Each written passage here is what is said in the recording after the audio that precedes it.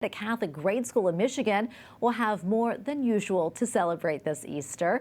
At Saint Isaac Jogues School in Clair Shores, 12 families will have at least one member entering the Catholic Church during Holy Week. Many of those families were new to the school after enrolling during the coronavirus pandemic. Amazing. And joining us now is Sister Maria Guadalupe Haley, principal at that school. Sister Maria Guadalupe, welcome. Thank you so much for being here and speaking with us. We appreciate it. Can you talk to us a little bit more about this? I mean, 18 new people joining your parish this Easter. What went through your mind when you found that out, and how did you feel? So I am new as principal at Saint Isaac Jogues School this year, and the previous principal told me about it this past summer, that we had a number of students and families looking into entering the church. And as the school year unfolded and as the students got involved in our CIA and the families did as well, it's just been sort of a touch point of joy for me all year to be able to point this out as really, really good news about what's happening here in our school. It is actually, you said most of these are new families. Every single one of these families is new to our school within the past 2 years. So these are all new. They came because they were looking for in-person education, and their children came and they met Jesus Christ through the different activities and the curriculum, the worship of the school. And so it's been a really great joy to watch this unfold. The kids themselves are so proud and so happy about what's coming up for them at the Easter Vigil this year. That is absolutely incredible. It's almost like a miracle. I love it.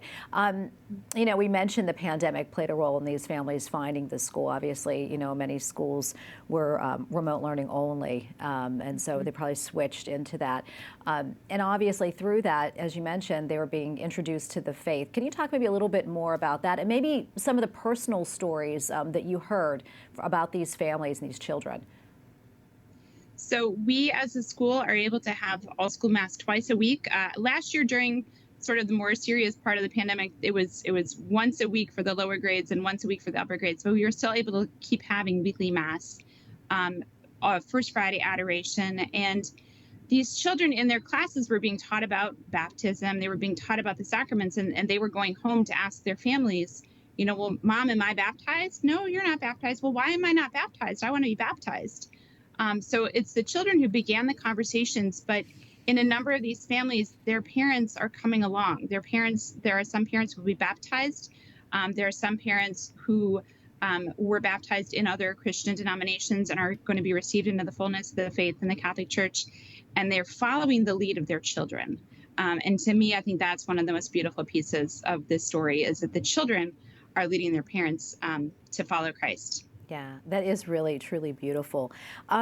Is there anything else you would like to share with us about this experience, you know, being there, new to the school, and these wonderful miracles that are happening, more people coming to the faith?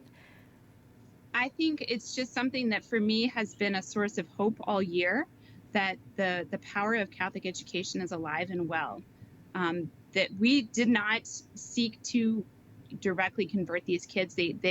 They sought it out because of what they were learning, what they were picking up in the environment. So I think it speaks highly to what Catholic education can bring to a world today where people are still so hungry for Christ.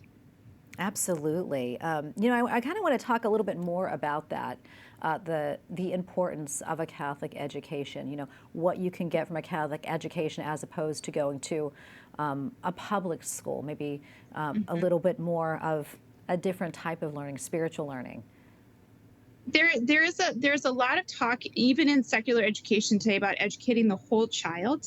But in public schools, when they say the whole child, they're leaving a huge part out, but they won't talk about the soul. They won't talk about God. They won't talk about the fact that we are made for God and that we are oriented toward God. And so in a Catholic school, that is the focus. Our tagline here in the schools, we are St. Isaac Jogues, where Christ is our teacher.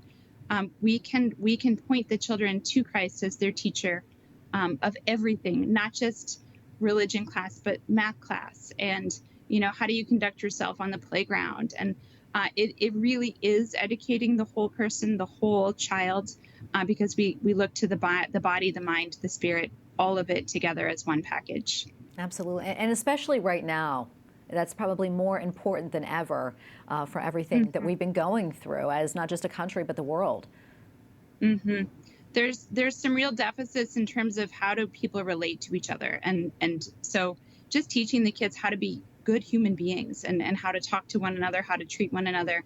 Um, we've been recently, I've been inviting the children out at recess to come and pray a decade of the rosary with me at the beginning of recess to pray for peace. And so far I've had takers every day for the past week and a half or so. Just come and they pray. We pray a decade of the sorrowful mysteries, and then they go run and play on the swings. And but they have a need to pray too, and they have a desire to do things for other people. And so, as a Catholic school, we can help them to reach out in that way as well.